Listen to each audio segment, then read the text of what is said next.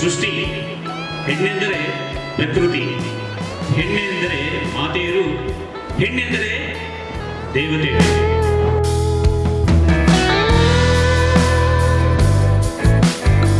ನಾವು ನಮ್ಮ ತಾಯಿಯನ್ನ ನೋಡಿಕೊಂಡು ಬಹಳಷ್ಟು ವಿಚಾರಗಳನ್ನು ಕಲಿತೀವಿ.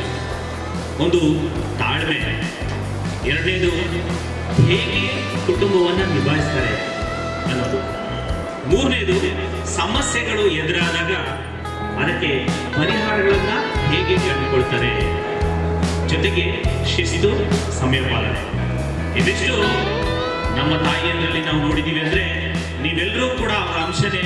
ಹಾಗಾಗಿ ಮಹಿಳಾ ಶಕ್ತಿಗೆ ಮತ್ತೊಮ್ಮೆ ನಮ್ಮ ಕಡೆಯಿಂದ ನಮನಗಳು, ನಮನಗಳು, ನಮನಗಳು.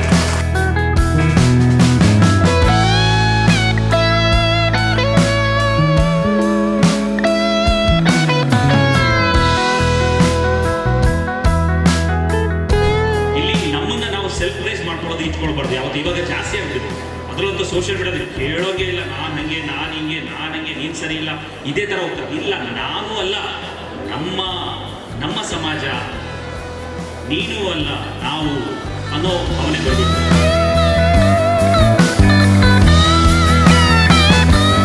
ನಾವು ಏನು ತ್ರಿಮೂರ್ತಿಗಳು ಅಂತ ಹೇಳ್ತೇವೆ, ಬ್ರಹ್ಮ, ವಿಷ್ಣು, ಮಹೇಶ್ವರ, ಅವರನ್ನು ಕೂಡ ಕಂಟ್ರೋಲ್ ಮಾಡಿದ್ದು ಅಥವಾ ಅವ್ರ ಕೈಯಲ್ಲಿ ಕೂಡ ದುಷ್ಟಶಕ್ತಿನ ಅದು ನಿಗ್ರಹ ಮಾಡೋಕ್ಕಾಗದೆ ಹೋದಾಗ ಕೊನೆಗೆ ಅವರೆಲ್ಲರೂ ಸೇರಿಕೊಂಡು ಪ್ರಾರ್ಥನೆ ಮಾಡಿಕೊಂಡು ಮೊರೆ ಹೋದಂಥದ್ದೇ ಮಹಿಳಾ ಶಕ್ತಿ. ಚಾಮುಂಡಿ ತಾಯಿ ಅಂತ ಹೇಳ್ತೇವೆ, ಆದಿಶಕ್ತಿ ಅಂತ ಹೇಳ್ತೇವೆ.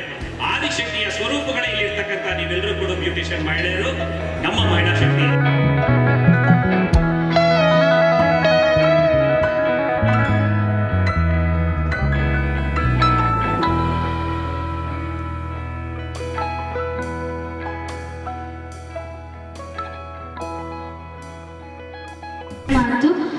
ಇವಾಗ ಅವ್ರು ನಮ್ಮ ಜೊತೆ ಮಾತಾಡ್ತಾರೆ. So we welcome you to have 2 words.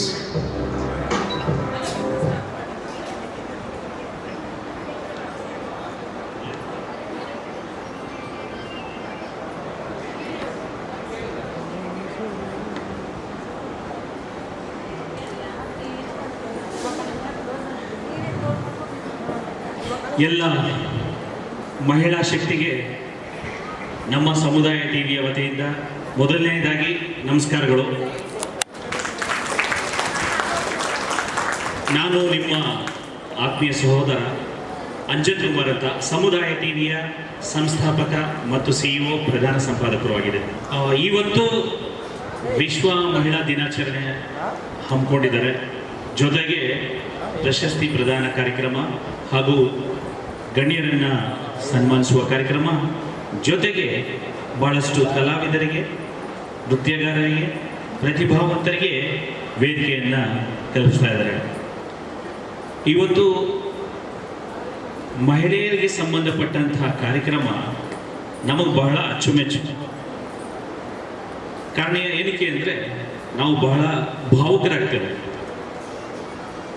ಹೆಣ್ಣೆಂದರೆ ಸೃಷ್ಟಿ, ಹೆಣ್ಣೆಂದರೆ ಪ್ರಕೃತಿ, ಹೆಣ್ಣೆಂದರೆ ಮಾತೆಯರು, ಹೆಣ್ಣೆಂದರೆ ದೇವತೆಯರು. ಸೃಷ್ಟಿನೇ ಇಲ್ಲದಿದ್ದರೆ ನಾವೆಲ್ಲ ಇಲ್ಲಿ ಅಲ್ವಾ?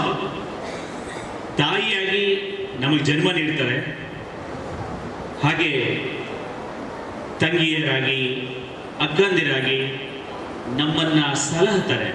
ಎಷ್ಟೋ ಜನ ಗಂಡಸರು ನೀವು ನೋಡ್ಬೋದು, ಹೆಣ್ಣುಮಗು ಹುಟ್ಟೋದಕ್ಕಿಂತ ಮುಂಚೆ ಬಹಳ ದುರಭ್ಯಾಸಗಳಿಗೆ ಹೋಗಿರ್ತಾರೆ, ಬಹಳ ಉಗ್ರವಾಗಿರ್ತಾರೆ. ಅಂಥವ್ರು ಕೂಡ ಹೆಣ್ಣು ಮಗು ಹುಟ್ಟಿದ ತಕ್ಷಣ ಬದಲಾದಂಥ ಬಹಳಷ್ಟು ಉದಾಹರಣೆಗಳಿದೆ. ಸೊ ಇಷ್ಟು ಪೀಠಿಗೆ ಯಾಕೆ ಅಂದರೆ ನಾವು ನಮ್ಮ ತಾಯಿಯನ್ನು ನೋಡಿಕೊಂಡು ಬಹಳಷ್ಟು ವಿಚಾರಗಳನ್ನು ಕಲಿತೀವಿ. ಒಂದು ತಾಳ್ಮೆ, ಎರಡನೇದು ಹೇಗೆ ಕುಟುಂಬವನ್ನು ನಿಭಾಯಿಸ್ತಾರೆ ಅನ್ನೋದು, ಮೂರನೇದು ಸಮಸ್ಯೆಗಳು ಎದುರಾದಾಗ ಅದಕ್ಕೆ ಪರಿಹಾರಗಳನ್ನು ಹೇಗೆ ಕಂಡುಕೊಳ್ತಾರೆ, ಜೊತೆಗೆ ಶಿಸ್ತು, ಸಮಯ ಪಾಲನೆ. ಇದಿಷ್ಟು ನಮ್ಮ ತಾಯಿಯರಲ್ಲಿ ನಾವು ನೋಡಿದ್ದೀವಿ ಅಂದರೆ ನೀವೆಲ್ಲರೂ ಕೂಡ ಅವರ ಅಂಶನೇ. ಹಾಗಾಗಿ ಮಹಿಳಾ ಶಕ್ತಿಗೆ ಮತ್ತೊಮ್ಮೆ ನಮ್ಮ ಕಡೆಯಿಂದ ನಮನಗಳು, ನಮನಗಳು, ನಮನಗಳು.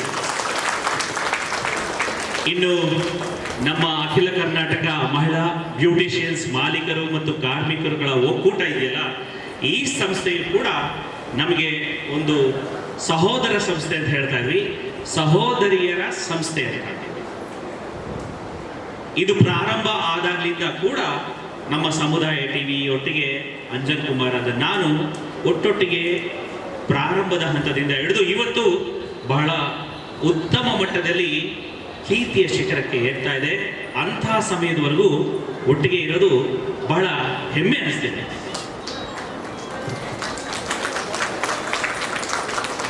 ಈ ಒಕ್ಕೂಟ ಆಗಲಿ, ಇದರ ಅಧ್ಯಕ್ಷರಾಗಿರ್ತಕ್ಕಂಥ ರಾಜೇಶ್ವರಿ ಮೇಡಮು ಮತ್ತೆ ಎಲ್ಲ ಉಪಾಧ್ಯಕ್ಷರು, ಪ್ರಧಾನ ಕಾರ್ಯದರ್ಶಿಗಳು, ಪದಾಧಿಕಾರಿಗಳು ಎಲ್ಲರೂ ಸಹ ಒಂದೇ ಒಂದು ಉದ್ದೇಶವನ್ನ ಇಟ್ಕೊಂಡಿದ್ದಾರೆ.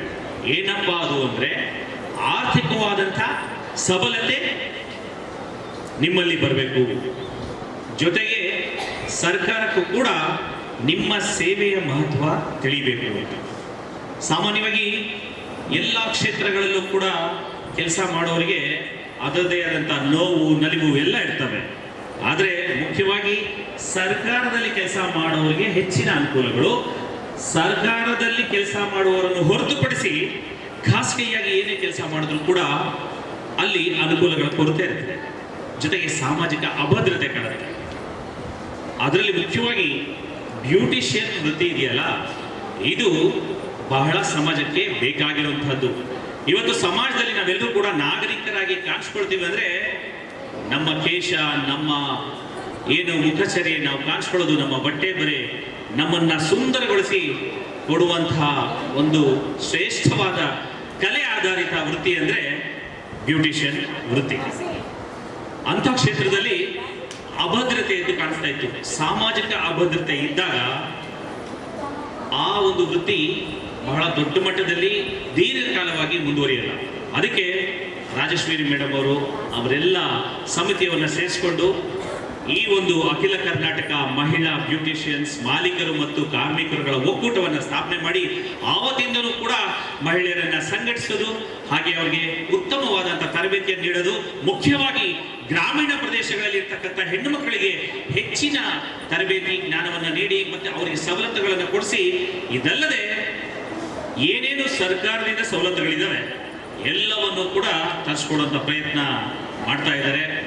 ಇದಕ್ಕೆಲ್ಲ ನೀವೆಲ್ಲರೂ ಕೂಡ ಸಹಕರಿಸಿದ್ರಿ. ಹಾಗಾಗಿ ಮತ್ತೊಮ್ಮೆ ಈ ಒಕ್ಕೂಟಕ್ಕೂ ಅಧ್ಯಕ್ಷರು ಮತ್ತೆ ಎಲ್ಲ ಸಮಿತಿಯವರಿಗೂ ಮತ್ತು ನಿಮಗೂ ನಮ್ಮ ಎಲ್ಲ ಪುರುಷ ಸಮಾಜ ಇರ್ತದೆ ಅಲ್ವಾ ಸರ್, ಪುರುಷ ಸಮಾಜದ ವತಿಯಿಂದ ಕೃತಜ್ಞತೆಗಳು ಮತ್ತು ಧನ್ಯವಾದಗಳು. ಪುರುಷ ಸಮಾಜ ಒಟ್ಟಿಗೆ ಸೇರ್ಕೊಂಡಾಗ ನಮಗೆ ನಮ್ಮ ಬಗ್ಗೆ ಮಾತೇ ಇರಲ್ಲ, ಬರೀ ರಾಜಕೀಯ, ಬರೀ ಆ ದೇಶ ಈ ದೇಶ, ಅಂತಾರಾಷ್ಟ್ರೀಯ ವಿಚಾರಗಳು, ಫೈನಾನ್ಷಿಯಲ್ ಮ್ಯಾಟರ್ಸು ಇಷ್ಟೇ. ಬಟ್ ಮಹಿಳೆಯರು ಸೇರಿದಾಗ ಮಾತ್ರ ಮನೆಗೆ ಏನು ಬೇಕಾಗಿದೆ, ಮಕ್ಕಳಿಗೆ ಏನು ಬೇಕಾಗಿದೆ, ಸಂಬಂಧಿಕರ ಮುಂದೆ ನಮ್ಮ ಫ್ಯಾಮಿಲಿನ ದೊಡ್ಡ ಮಟ್ಟದಲ್ಲಿ ಸ್ಟೇಟಸ್ ಬೆಳೆಸ್ಕೊಂಡು ತೋರಿಸೋದು ಹೇಗೆ, ಯಾರ್ಯಾರೆಲ್ಲ ನಮಗೆ ಕೂಟ ಆಡಿದ್ದಾರೆ, ಯಾರ್ಯಾರೆಲ್ಲ ನಮ್ಗೆ ತೊಂದರೆ ಕೊಟ್ಟಿದ್ದಾರೆ, ಅವ್ರ ಮುಂದೆ ನಾವು ಛಲವಾಗಿ ಮುಂದೆ ತಲೆ ಎದ್ದು ನಿಂತ್ಕೊಂಡು ಬಾಳ್ಬೇಕು, ನಮ್ಮ ಮಕ್ಕಳನ್ನು ಕೂಡ ಹಾಗೆ ಬಾಳಿಸ್ಬೇಕು ಅಂತ ಯೋಚನೆ ಮಾಡಿದ್ದು ಯಾರು ಇದ್ದೀರಾ ಅಂದ್ರೆ ಮಹಿಳೆಯರು ಮಾತ್ರ ಅಲ್ವಾ ಸರ್? ಹೋಗ್ತೀರಲ್ವಾ ಸರ್? ನಾವು ಬೇಕಾದ್ರೆ ನಮ್ಮ ಬೆನ್ನು ಚೂರು ಹಾಕಿರೋರು ಕೂಡ ಮಾತಾಡ್ಸ್ಬಿಡ್ತೀವಿ, ಎಲ್ಲ ಸಿಕ್ಬಿಟ್ಟು ಟೀ ಕುಡಿದ್ಬಿಟ್ಟು ಮಾತಾಡ್ಕೊಂಡು ಸರ್ ಹೋಗ್ಬಿಡ್ತೀವಿ. ಆದ್ರೆ ನೀವು ಮಾತ್ರ ತಲೆಯಲ್ಲಿ ರಿಜಿಸ್ಟರ್ ಮಾಡ್ಕೊಂಡಿರ್ತೀರಾ, ಇವ್ರು ಹಿಂಗೆ ಅಂದಿದ್ರು, ಅಲ್ಲೇನು ಮಾತಾಡಲ್ಲ, ಮನೆಗೆ ಬಂದ್ಮೇಲೆ ಯಾಕೆ ಉತ್ತರ ಮಾತಾಡ್ತಿದ್ರ, ಅವ್ರೇನಾದ್ರು ಗೊತ್ತಾಗ ನೆನ್ಪಿದ್ಯಾ, ನೆನ್ಸ್ಕೊಡ್ರಿ. ಈಗಲೂ ಆ ಕೋಪ, ಆ ತಾಪ ಅವೆಲ್ಲ ನೋಡಿದಾಗ ನಮಗೆ ಭಯ ಆಗ್ತಿತ್ತು, ಏನಪ್ಪ ಇಷ್ಟೊಂದು ಕೋಪ ಇರುತ್ತೆ ಅಂತ. ಅಂದ್ರೆ ಆ ಕೋಪದ ಹಿಂದೆನೂ ಕೂಡ ಒಂದು ಛಲ ಇರುತ್ತೆ. ಆ ಛಲ ಒಳ್ಳೆ ದಾರಿಗೆ ತಗೊಂಡು ಹೋಗ್ತಾ ಇರ್ತದೆ. ಯಾವುದೇ ಹೆಣ್ಣು ಒಬ್ಬ ಪುರುಷನ ಸಾಧನೆ ಹಿಂದೆ ಇರ್ತಾಳೆ ಅಂದ್ರೆ ಸುಮ್ಮನೆ ಇರಲ್ಲ. ಪ್ರತಿನಿತ್ಯನೂ ಕೂಡ ಅವ್ರನ್ನ ತಿವಿದು ನೀವು ಇದನ್ನ ಮಾಡಿ, ನೀವು ಅದನ್ನ ಮಾಡಿ, ದುಡ್ಡು ಹಾಳು ಮಾಡ್ತಾ ಇದ್ದೀರಾ, ದುಡ್ಡು ವೇಸ್ಟ್ ಮಾಡಬೇಡಿ, ಉಳಿತಾಯ ಮಾಡಿ, ಅವನ ತರ ಮಾತಾಡ್ತಾ ಇದ್ದೀರಾ, ಅವನೆಲ್ಲ ನಿಮ್ಮ ಕಾರ ತೊಗೊಂಡೋಗ್ತಾನೆ, ಅವನ್ನೆಲ್ಲ ನಿಮ್ಮ ಗಾಡಿ ತೊಗೊಂಡು ಒಂದ್ಸರಿ ಯಾವತ್ತು ಕೊಟ್ಟಾನೆ ಅಂದ್ರೆ ಕೊಟ್ಟಿಲ್ಲ. ಈ ರೀತಿ ಎಲ್ಲ ಯೋಚನೆ ಮಾಡ್ತಾ ಇರ್ತೀರಾ. ಅಫ್ಕೋರ್ಸ್ ಕೆಲವರು ಜಾಸ್ತಿ ತಿವಿದು ಇನ್ನೂ ಅತಿಯಾಗಿ ಹೋಗ್ಬಿಡ್ತಾರೆ ಬಿಡಿ, ಅದು ಬೇರೆ ವಿಚಾರ. ಆದರೂ ಕೂಡ ಅಂಥ ಮನಸ್ಥಿತಿ ಇರ್ತಕ್ಕಂಥ ಮಹಿಳೆಯರನ್ನೆಲ್ಲ ನಮ್ಮ ರಾಜೇಶ್ವರಿ ಮೇಡಮ್ ಅವರು ತಮ್ಮೆಲ್ಲರ ಸಮಾನ ಮನಸ್ಕರನ್ನು ಒಗ್ಗೂಡಿಸ್ಕೊಂಡು ಮಾಡ್ತಾ ಇದ್ದಾರೆ. ಇದು ಶ್ರೇಷ್ಠವಾದ ಕೆಲಸ. ಯಾಕೆ ಈ ಮಾತು ಹೇಳ್ತೀನಿ ಅಂದರೆ, ಸಾಮಾನ್ಯವಾಗಿ 4 ಜಡೆಗಳನ್ನು ಒಟ್ಟಿಗೆ ಸೇರಿಸಿದ್ರೆ ಅಲ್ಲಿ ಶಾಂತಿ ಇರಲ್ಲ ಅನ್ನೋ ಮಾತು ಲೋಕರೂಢಿ ಆಗಿತ್ತು ಅಲ್ವಾ ಸರ್? ಆದ್ರೆ ಇಲ್ಲಿ ನೋಡಿದ್ರೆ ನೂರಾರು ಹೆಣ್ಣು ಮಕ್ಕಳಿದ್ದಾರೆ, ಎಲ್ಲರೂ ಶಾಂತವಾಗಿ ಇದ್ದಾರೆ, ಎಲ್ಲರೂ ಸಂತೋಷವಾಗಿದ್ದಾರೆ, ನಗ್ನಗ್ತಾ ಇದ್ದಾರೆ. ಅಂದ್ರೆ ಆ ಗಾದೆ ಸುಳ್ಳಲ್ಲ? ಸುಳ್ಳ ನಿಜನಾ? ಸುಳ್ಳೆ ತಾನೆ? ಸೊ ಹೀಗೆ ಇರಿ ನೀವು ನಗ್ನಗ್ತಾ, ನಮಗೆ ಬಹಳ ಸಂತೋಷ. ಇಂತಹ ಅಭಿವೃದ್ಧಿ ಪಥದತ್ತ ಎಲ್ಲರನ್ನೂ ಮಾರ್ಗದರ್ಶಕರಾಗಿ ಕರ್ಕೊಂಡು ಹೋಗುವಂತಹ ಕಾರ್ಯಕ್ರಮಗಳನ್ನು ತೋರಿಸೋದಕ್ಕೆ ನಮಗೂ ಬಹಳ ಇಷ್ಟ, ಪಾಲ್ಗೊಂಡು ಅದನ್ನು ಸವಿಯೋದಕ್ಕೂ ಕೂಡ ಬಹಳ ಇಷ್ಟ.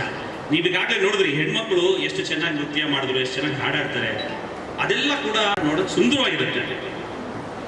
ಆದರೆ ನಾನೇನು ಕೇಳ್ಕೊತೀನಿ ಅಂದರೆ, ಇವಿರಲಿ, ಇಲ್ಲಿ ಬೇಡ ಅಂತಾನಲ್ಲ, ಈ ಶಾಸ್ತ್ರೀಯ ನೃತ್ಯಗಳು, ಹಾಡುಗಾರಿಕೆ ಎಲ್ಲ ಇರಲಿ, ಅಡುಗೆ ಮಾಡೋದು, ಇದ್ರ ಜೊತೆಗೆ ನಮ್ಮ ಹೆಣ್ಮಕ್ಳು ಕರಾಟೆ ಚೆನ್ನಾಗಿ ಕಲಿಬೇಕು, ಮಾರ್ಷಲ್ ಆರ್ಟ್ಸ್ ಕಲಿಬೇಕು, ಸಮರ ಕಲೆ ಕಲಿಬೇಕು, ಕತ್ತಿ ವರ್ಸೆ, ಕುದುರೆ ಸವಾರಿ, ಹಾರ್ಸ್ ರೈಡಿಂಗ್ ಎಲ್ಲ ಕಲಿಬೇಕು ಅನ್ನೋದು ನನ್ನ ಆಸೆ.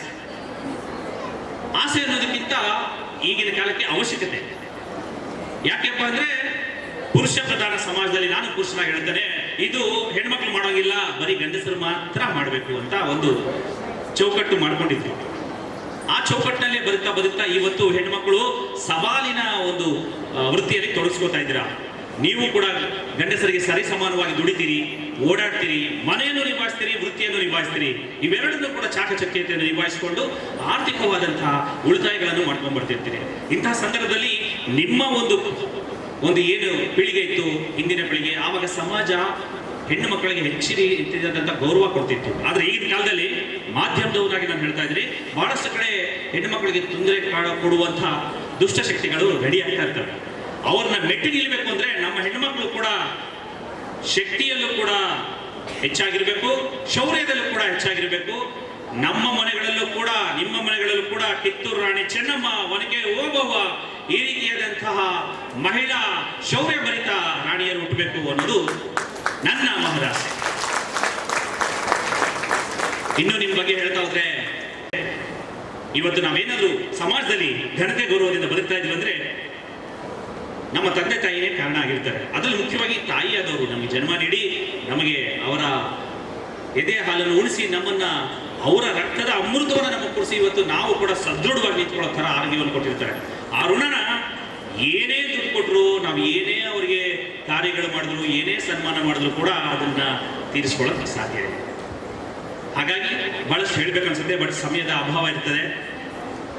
ಈಗ ಕಾರ್ಯಕ್ರಮದ ಬಗ್ಗೆ ಒಂದೆರಡು ಮಾತಾಡಬೇಕು ಅಂತಂದ್ರೆ, ಇವತ್ತು ಈ ವೇದಿಕೆಯನ್ನು ಅಲಂಕರಿಸಿದ್ದಾರೆ ನೋಡಿ, ಒಬ್ಬೊಬ್ಬರು ಕೂಡ ಒಂದೊಂದು ಕ್ಷೇತ್ರದಲ್ಲಿ ಮಹಾನ್ ದಿಗ್ಗಜರು. ಅವರನ್ನ ನೀವು ವೇದಿಕೆಯಲ್ಲಿ ಮುಖ್ಯಸ್ಥರಾಗಿ ಪಡೀಲಿಕ್ಕೆ ಬಹಳ ಹೆಮ್ಮೆ ಪಡಬೇಕು. ನೀವು ಅದೃಷ್ಟವಂತರು ಕೂಡ.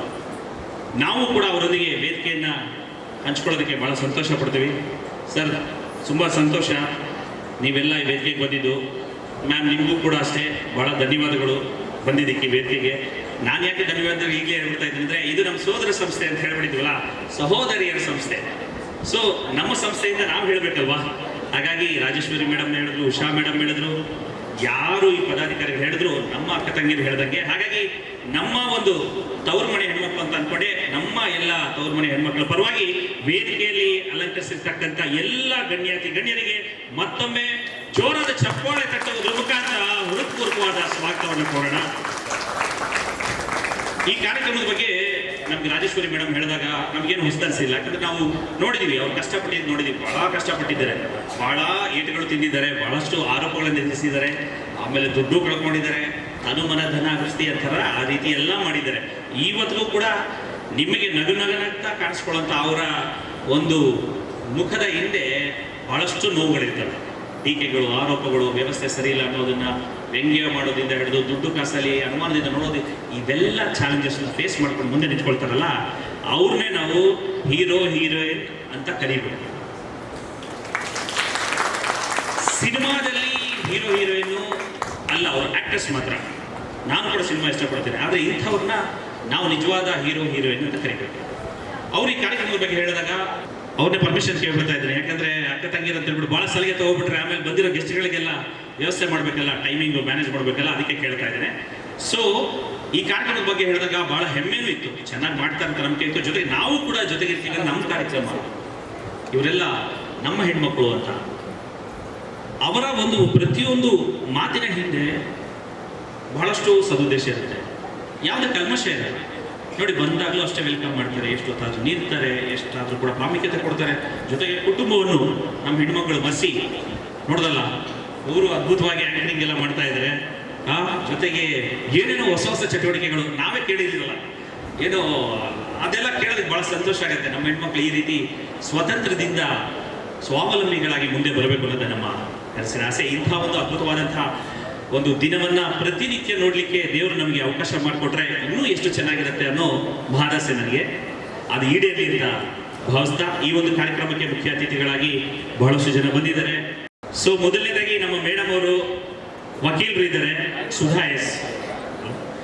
ಎಸ್ ಅವರು. ನಾನು ಅವ್ರ ವಿಡಿಯೋ ನೋಡಿದೆ, ಬಹಳ ಚೆನ್ನಾಗಿ ಮಾತಾಡಿದ್ರಿ ಮೇಡಮ್ ನೀವು ಕಾರ್ಯಕ್ರಮದ ಬಗ್ಗೆ. ಬಹಳ ಸಂತೋಷ ನೀವು ಬಂದಿದ್ದಕ್ಕೆ, ಮತ್ತೊಮ್ಮೆ ಅಭಿನಂದನೆಗಳು ಮತ್ತೆ ಆತ್ಮೀಯವಾದ ಸ್ವಾಗತ ಕಾರ್ಯಕ್ರಮಕ್ಕೆ ಬಂದಿದ್ದು.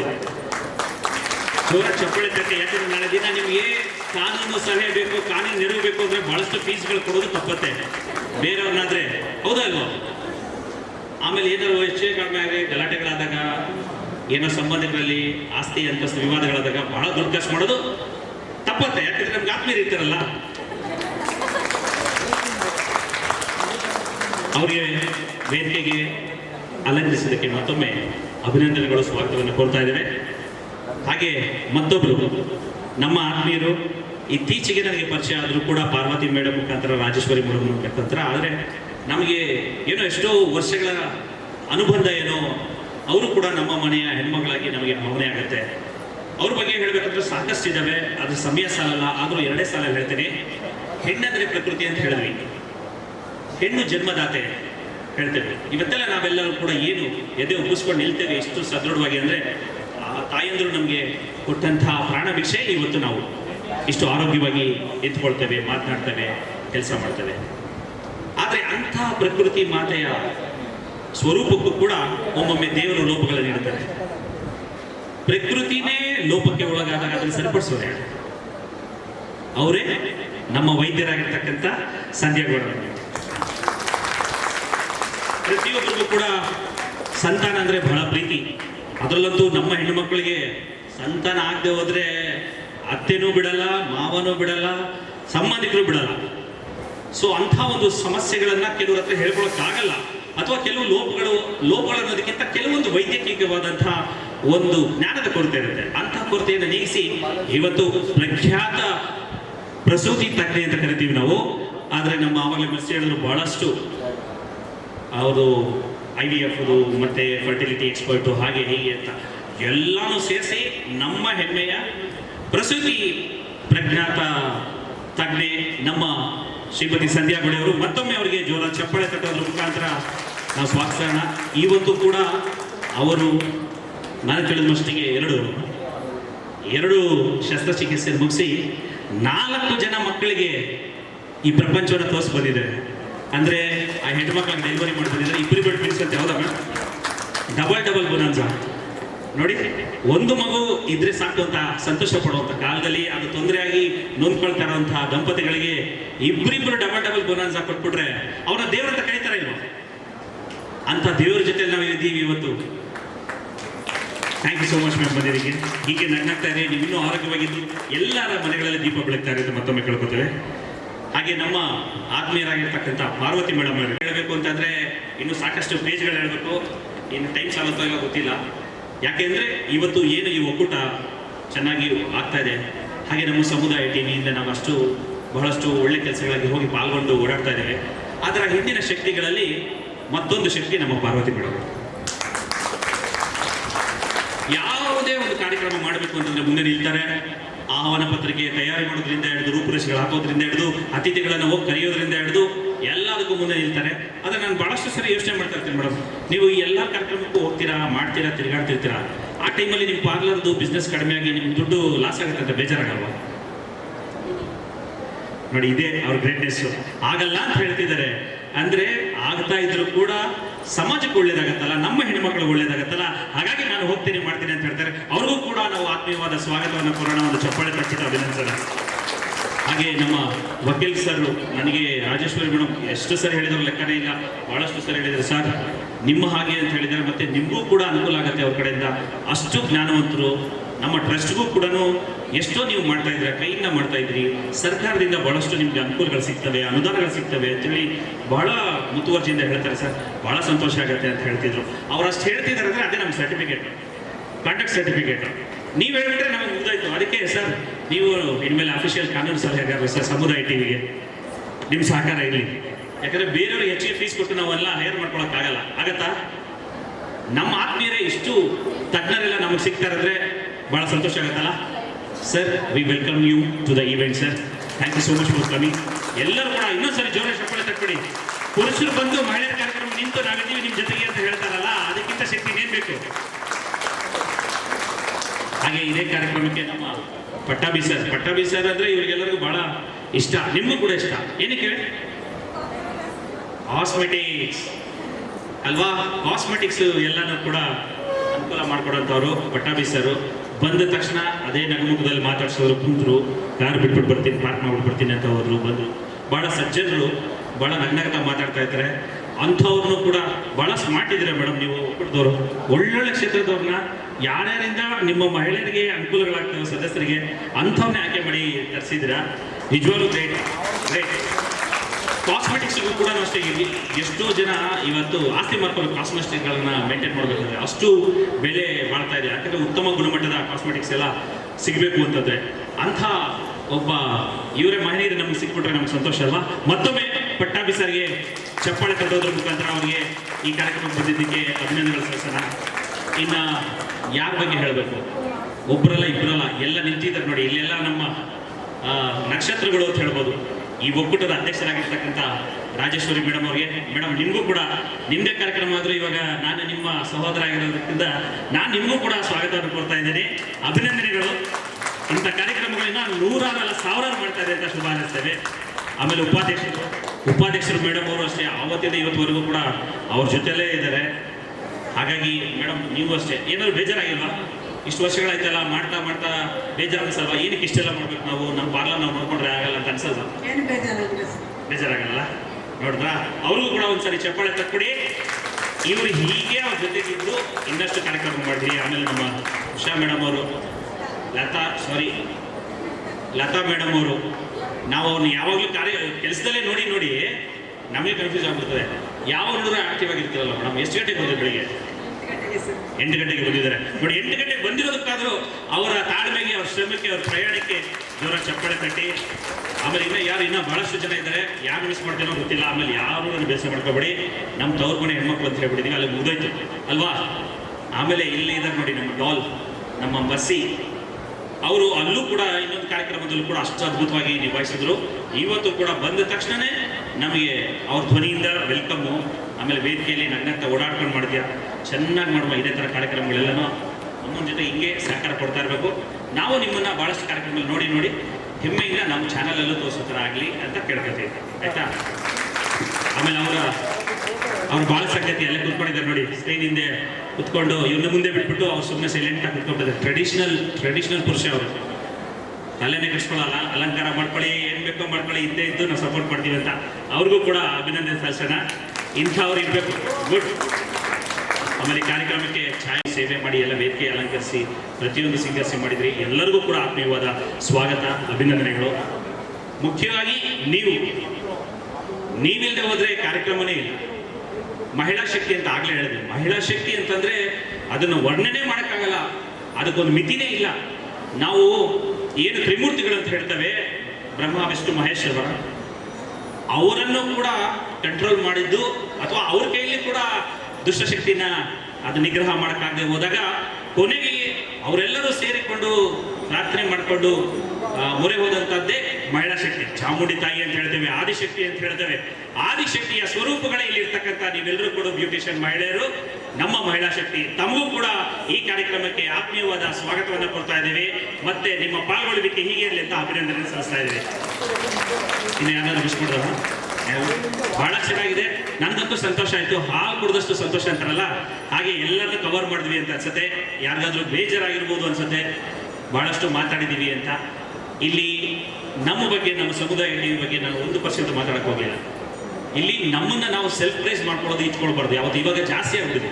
ಅದರಲ್ಲಂತೂ ಸೋಷಿಯಲ್ ಮೀಡಿಯಾದಲ್ಲಿ ಕೇಳೋಂಗೆ ಇಲ್ಲ, ನಾನು ಹಂಗೆ, ನಾನು ಹಂಗೆ, ನೀನು ಸರಿ ಇಲ್ಲ, ಇದೇ ಥರ ಹೋಗ್ತಾರೆ. ಇಲ್ಲ, ನಾನು ಅಲ್ಲ, ನಮ್ಮ ಸಮಾಜ, ನೀನು ಅಲ್ಲ ನಾವು ಅನ್ನೋ ಭಾವನೆ ಬರಬೇಕು.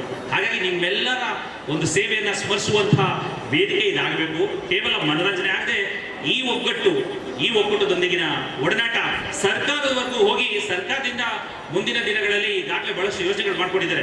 ಮುಂದಿನ ದಿನಗಳಲ್ಲಿ ಸರ್ಕಾರಿ ನೌಕರರಿಗೆ ಸಿಗ್ತದಲ್ಲ 60 ವರ್ಷ ನಿವೃತ್ತಿ ಆದ ನಂತರ ನಿವೃತ್ತಿ ಹಣನೂ ಸಿಗಬೇಕು ನಿಮಗೆ, ಜೊತೆಗೆ ಉತ್ಕೃಷ್ಟವಾದ ಪೆನ್ಷನ್ ಸಿಗಬೇಕು, ನಿಮ್ಮ ಮಕ್ಕಳಿಗೆ ಒಳ್ಳೆ ವಿದ್ಯಾಭ್ಯಾಸ ಸಿಗಬೇಕು, ಜೊತೆಗೆ ವಸತಿ ಯೋಜನೆಯಲ್ಲಿ ವಸತಿ ಸಿಕ್ಕಿ ನೀವು ಮುಂದೆ ನಿಮ್ಮ ಕುಟುಂಬದೊಂದಿಗೆ ಎಲ್ಲ ಸರ್ಕಾರಿ ನೌಕರರ ಹುದ್ದೆಗಳ ತರ ನಿಮ್ಮ ಬ್ಯೂಟಿಷಿಯನ್ ಹುದ್ದೆಯನ್ನು ಕೂಡ ರಾರಾಜಿಸಬೇಕು ಅಂತ ಅಭಿನಂದನೆ ಸಲ್ಲಿಸ್ತಾ ಮಹದಾಸಿಯೊಂದಿಗೆ ನಾನು ನಿಮ್ಮಿಂದ ಪರ್ಮಿಷನ್ ತಗೊಳ್ತಾ ಇದ್ದೀನಿ. ಸಮುದಾಯ ಟಿವಿಯ ಸಂಸ್ಥಾಪಕರಾದ ಅಂಜನ್ ಕುಮಾರ್, ನಮಸ್ಕಾರ.